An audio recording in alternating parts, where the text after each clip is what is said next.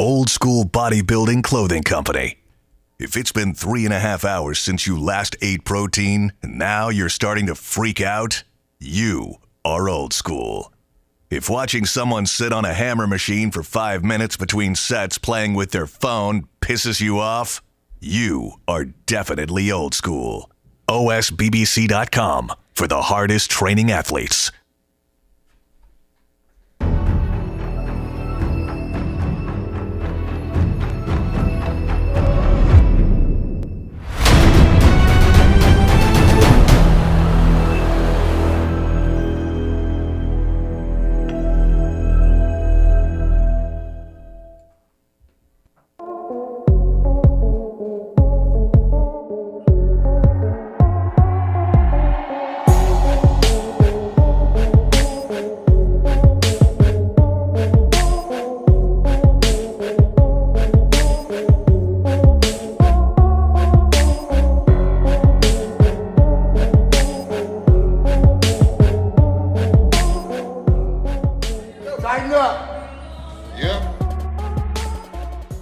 I'm Dave Palumbo, founder of Species Nutrition.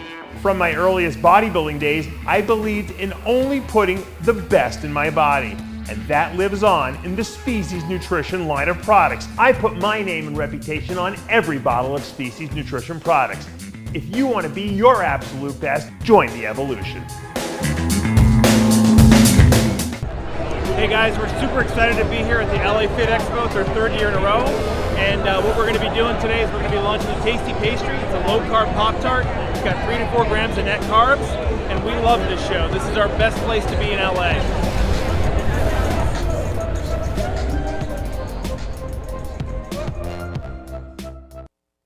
Hey, this is the Game Triple H from the WWE. You're watching RxMuscle.com, the truth in bodybuilding.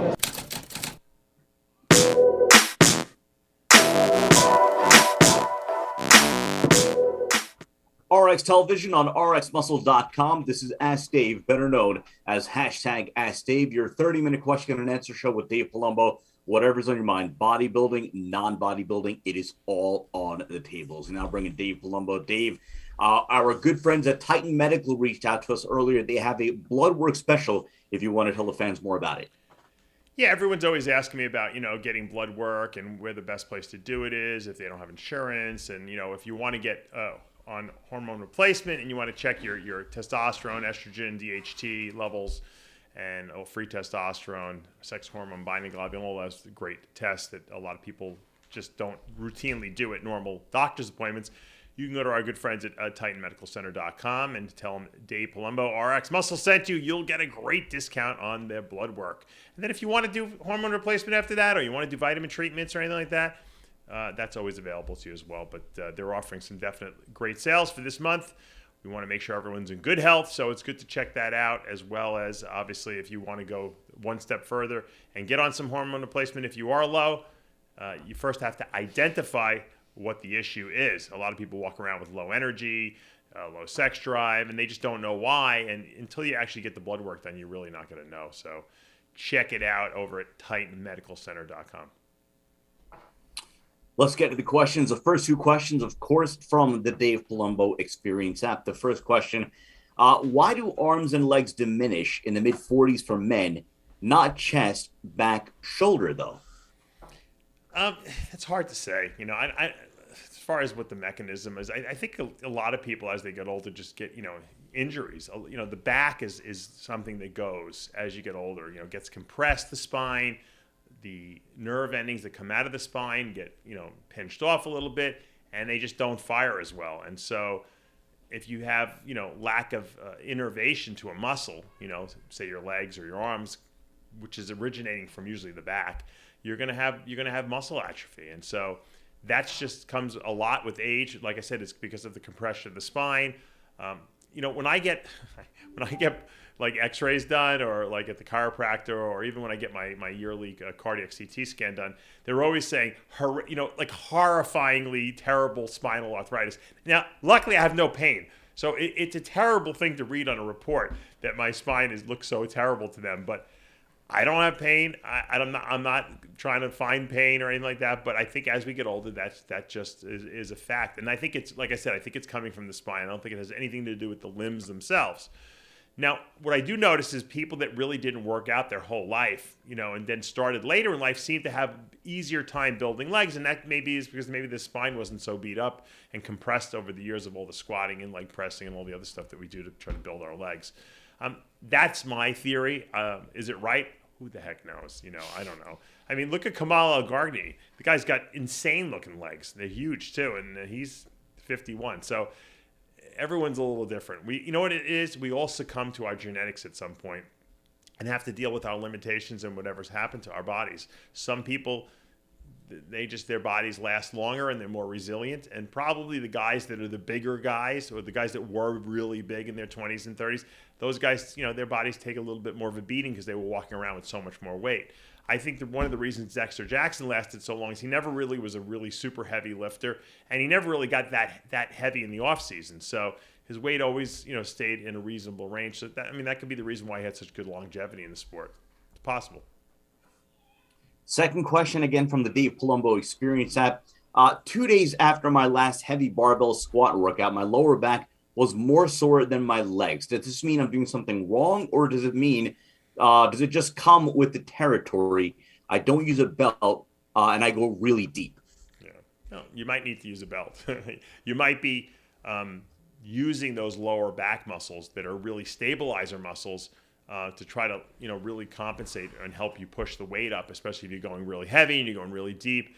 So I recommend wearing a belt when you're squatting because what that does is it kind of keeps that whole core together, and it enables you to kind of contract against the belt. You're sort of kind of pushing off the belt, as opposed to everything just popping out and and those weaker muscles are going to get strained. And I think you're straining those lower back muscles. So I would start. You don't have to wear a belt on every set, but I would, for the heavier sets for sure, I would wear a belt.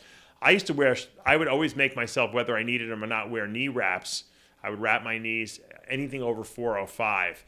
When I would squat, because it wasn't that I couldn't do the weight. It was just that I was afraid that I'm creating, I have very small knee joints and I had very loose joints. And I was like, you know what? I don't want to create, that could be the weak link that causes me to get, some kind of a tear or damage something in there. So you got to put some safety, precautions in place when you do lift really, really heavy.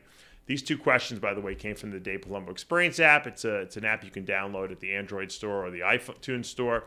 It's $29 a month. You get me as your coach in your pocket. You could, ask me as many questions as you want. I answer them in an open forum on the app, questions and answers, so everyone can see all the questions and answers. We put a workout up every single week.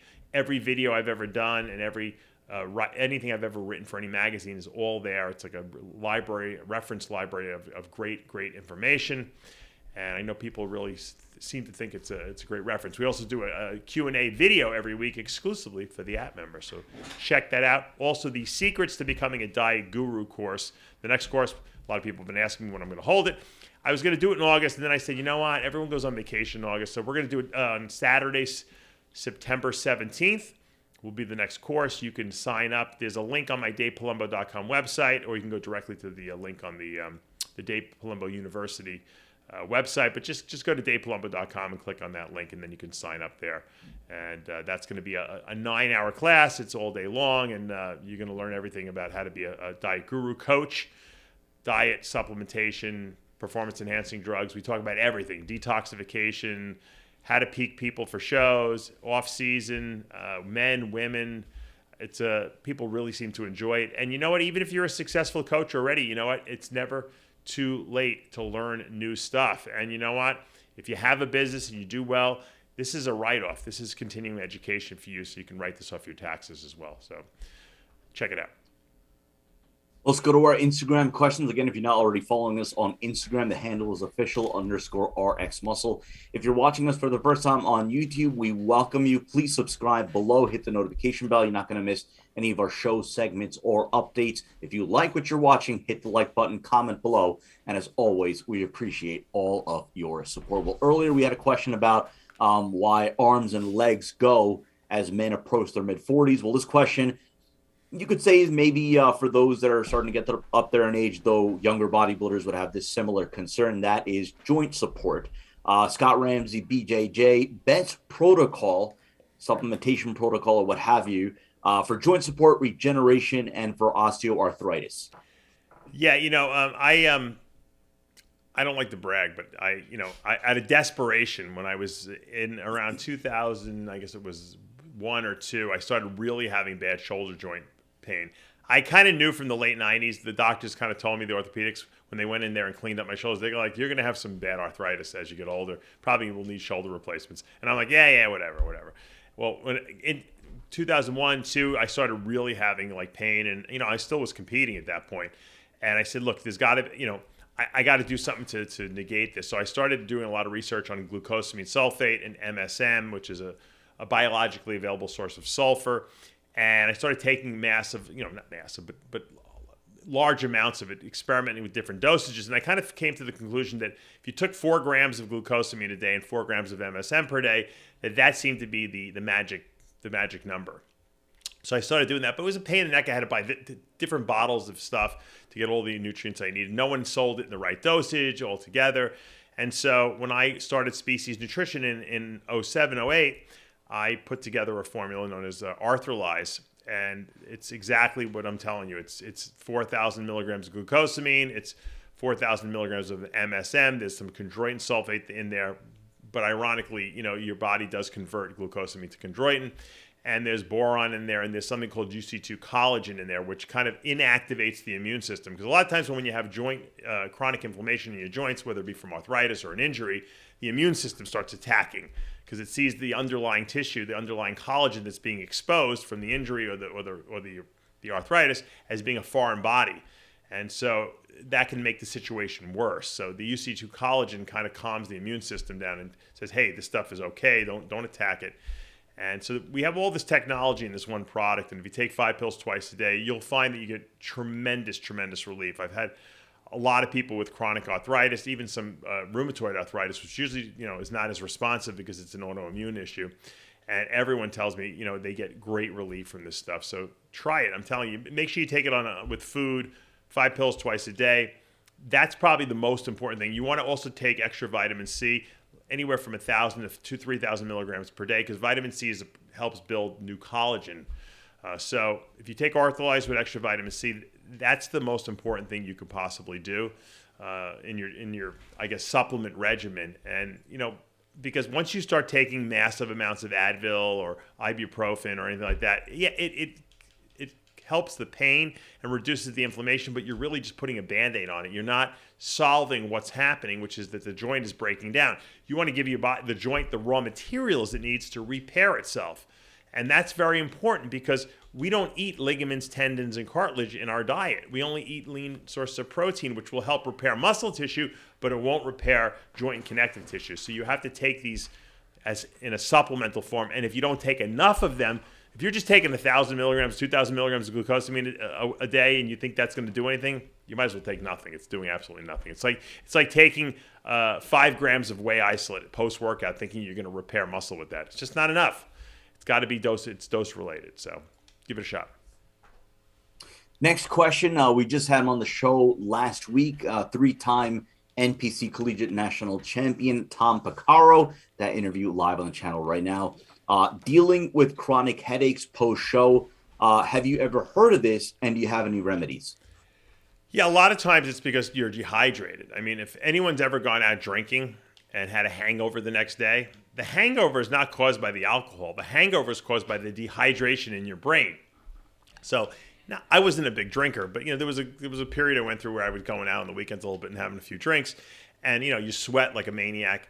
And when I would cut back, no matter how I felt, if I was tired, if I wasn't tired, when I got back to my house, I would make a massive shake that filled up the whole blender, basically, because I overput water in it. I put extra water. As a matter of fact, I would make it with Gatorade because of the salt and potassium, and I didn't care how bad I felt, I would guzzle this thing down, and I never woke up with a hangover. So the problem is people get home and they pass out and they have a hangover. Same thing with contest prep. You take diuretics, you restrict fluid for a day or so, and then you wake up the next morning or 2 mornings after, and you feel like you have the worst headache of all time. It's because your brain is dehydrated. So no matter how you feel before you go to bed, okay, after you get off that stage, you have to guzzle water. Okay, and probably something with electrolytes would even be better. If you're having a salty meal, that'll compensate. But if not, guzzle some Gatorade. You can even do a Gatorade Zero if you don't want to drink, all that sugar.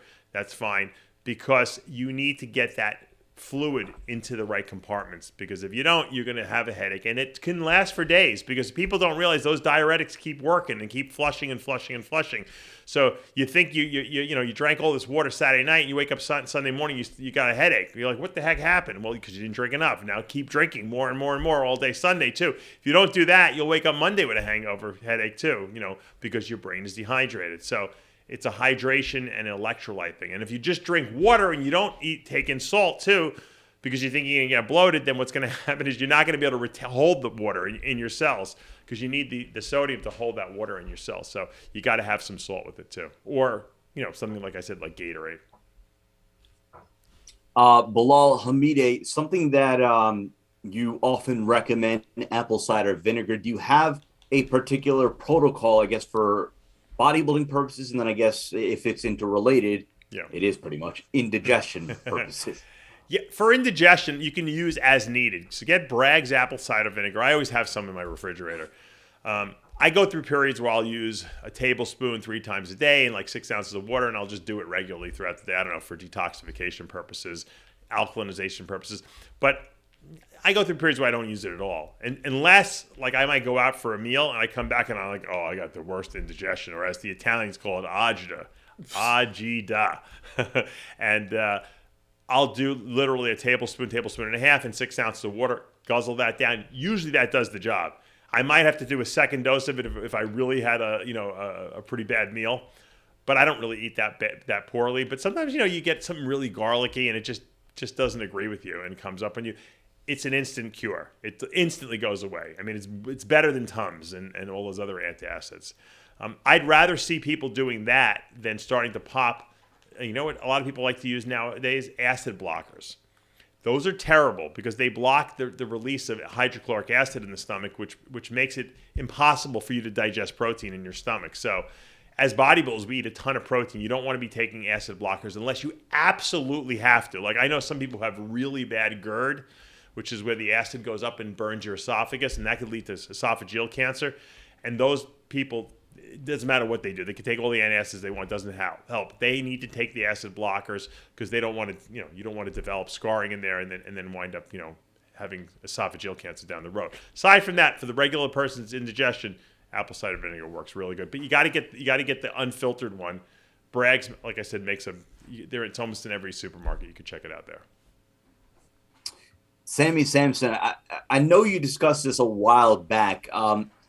Have you ever thought about having your own bodybuilding competition? Have you ever seriously considered in the past, and is something you would ever explore going forward? One more time, Sid. Your own bodybuilding competition, the IFBB Dave Palumbo Classic. I'm a big believer in if you're going to do something, you got to do it 100%. And that's how I do that's how I'm super intense with that. I do everything in my life like that. So if I were going to hold a show like that, I wouldn't have the time to give it my 100%.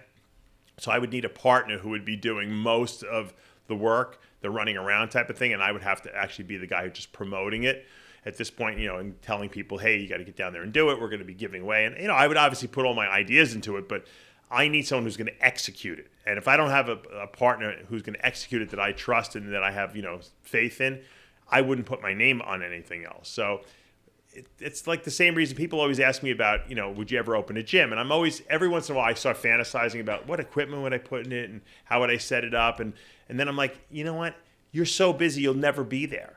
What's the purpose of having a gym if you're never there? If I didn't have a million things going on and I had nothing to do all day and I'm like, man, I want to really do something, I'll open a gym. I'll just hang out at the gym. I'll make myself an office in the back so I can do all my work and do whatever I need to do. And if I need to have a couple little animals there because I like to have nature around me, or fish tanks, I can put that in there. But that's where I would hang out all day, because if I don't hang out there all day, the gym will not be successful.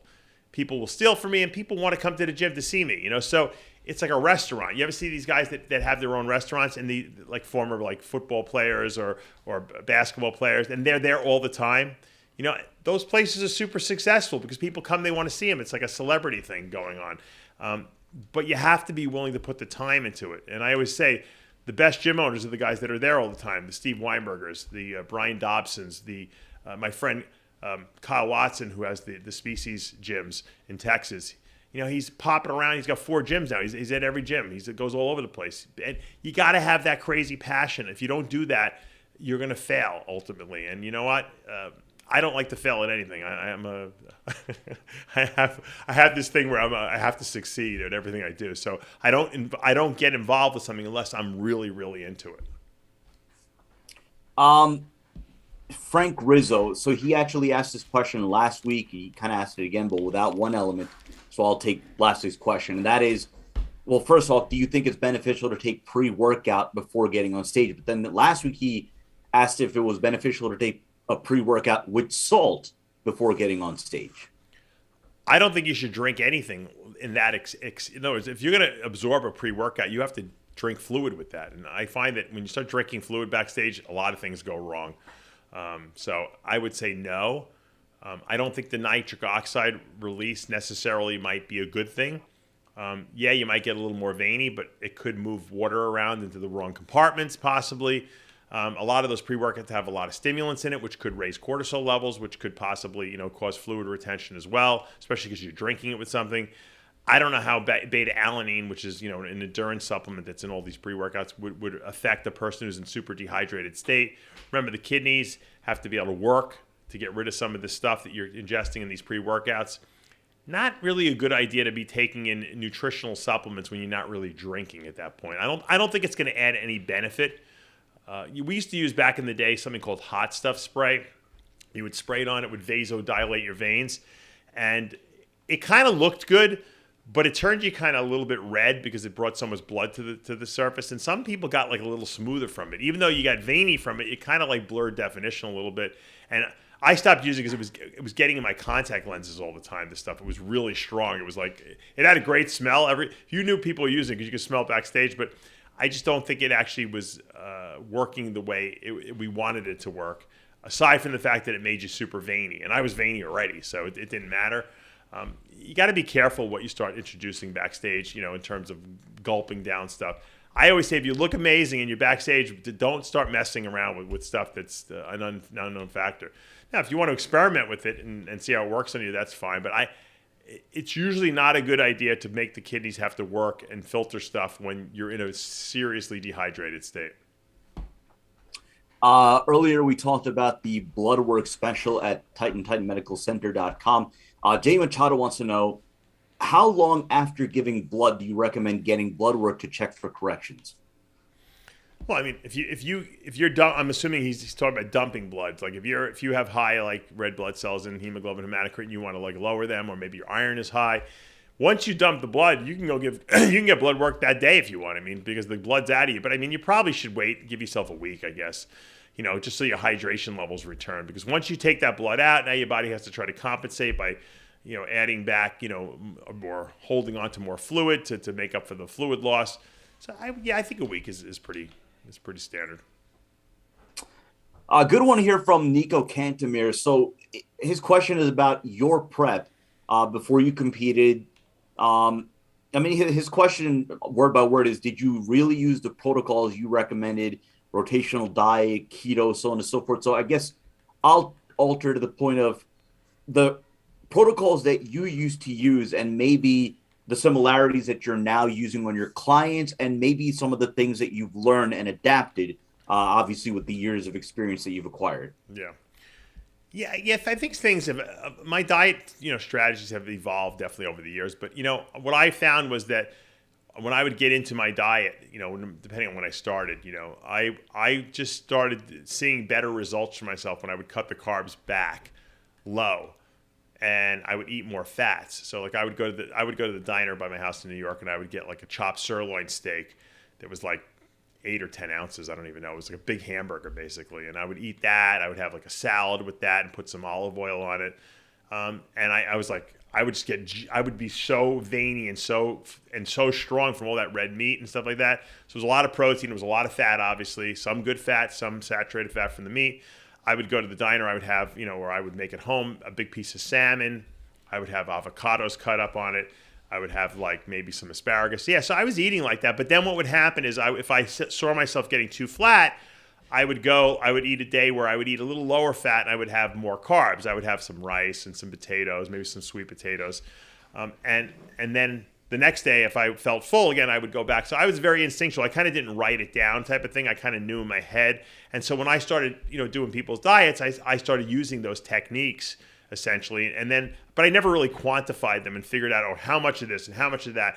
Nowadays, I kind of have exact numbers on, depending on what the person weighs and how fast their metabolism is, on how much of the different foods I give them. But yeah, I just found that it worked well with a lot of people who needed to lose weight, who had a lot of body fat to lose. I found that staying on a very low carb diet, which became my ketogenic diet eventually, and you're really only in ketosis if you don't, you can't do a rotation diet and be ketosis, because you won't be. The days that you're eating just protein and fat, you're really not in ketosis, because you have to really kind of be in ketosis for a couple of days before your brain really fully starts using, fats as a fuel source. But what I found was with people who needed to lose a lot of weight and women who do terrible on carbs, I found that those diets worked really well if you just keep them on protein and fats. And so that's really how my dieting evolved. It evolved because of the stuff I noticed in my diet, in my dieting techniques. Because I used to do those diets where I ate more carbs and no fat and high protein. And I looked good and I got in shape, but I didn't look as good. And I felt like I got stringy and it was hard for me to fill out. And I always looked better a week after the show once I started eating more fats in my diet. And so that's why I started incorporating more fats. And I realized if I'm going to incorporate fats, I can't have a ton of carbs too. So you kind of have to pick one or the other when you're dieting, because if you don't, you tend to, not lose weight. Now, some people have really gifted metabolisms. I can give them protein, fat, and some carbs, and they do fine on it. But, those are rare and far and few between, those type of competitors. Most, you have to restrict something if you want them to get in shape. We get this question fairly often as far as your thoughts on DNP, whether you've ever implemented DNP in your clients' diets. Well, this question is about the origins of DNP. Where did it come from? And I guess to a certain extent, how did it integrate itself into bodybuilding? Yeah. First of all, I want to say off the bat, I've never had anyone use DNP, and I've never used DNP. It is, from my research on it and what I've seen it does, it's just too dangerous to use. And there's no reason to ever have to die for losing body fat. There's so many ways to lose body fat. It's not worth it. Just not a good compound to use. Dan Duchesne brought it to market, and John Romano tells the story that Dan, I don't even know where he got it from, or someone had told him, I think in Mexico, this stuff burns fat. And Dan got a whole bag of powder of this stuff, and he got these little capsules, and him and John Romano were putting the stuff into capsules to ostensibly then give it to competitors to try to see how it would affect their weight loss. And all of a sudden, Dan and John were sweating profusely, and they were getting super hot, and they didn't realize that the stuff actually gets absorbed through your skin. And because they were using no gloves, and they were capsuling the stuff up, they were absorbing the stuff. And that's when Dan realized how potent this stuff was. And he had some extreme protocols with the stuff, but there are a lot of stupid people out there that even despite the fact that I might give warnings, and I'm hardly conservative. I'm like, I have protocols that are not conservative protocols. I mean, there are people, I believe in using, effective dosages of performance-enhancing drugs to lose weight, build muscle, etc. But there are certain compounds, and you guys know what they are, because I always tell you that you just should not use it. DMP is just one of those things. Originally, it was used in making TNT. DNP was the precursor to TNT, which is dynamite, essentially. So not a good compound to be putting into your body, because what it does is it uncouples the production of ATP. Now, what does that mean? That means in the cells, when the cells are actually trying to produce ATP, which is the fuel that it uses to fuel itself, it disconnects the process. So right before the ATP is produced from oxidizing fats, burning fats for fuel, right before the ATP is produced, it disconnects the process. And what's left is all this energy. And where does the energy go? It gets dissipated out of the cells as heat. And it leaves so fast, and there's so much of it, that it heats the body up. And because it can because there's so much of it, you could actually fry the cells of your body. You can actually permanently damage the tissues of your body from this compound if you take too much of it and you uncouple too much of this ATP production. And that's where the danger becomes. The problem is that the effective dose, where you would actually burn fat, is very close to the dangerous dose, or what we call the lethal dose of it, or the LD50. You don't want to have to get too close to the LD50 to get results. And too many people do, and they go overboard because, look, we're an industry of extremists, and that's where the danger comes in. So don't use this stuff. Last question from Nicola Gangula. Do you think the judging in the IFBB should be like it was before, in parentheses, posing routine should be judged? And what do you, in general, what do you think the ideal criteria should be? And I guess the mix of judging posing routines. Yeah. For what people don't realize is that the posing routine was never judged. It was judged in the sense that the judges would watch the routine and they would judge the person's physique, okay, based on the routine. So they were basically, it was another scoring round or evaluation of your physique, even though during music. And what it was to give the judges another chance to look at your physique, but it was really for the crowd's entertainment purposes. So they would judge it, but very rarely did they ever change a score.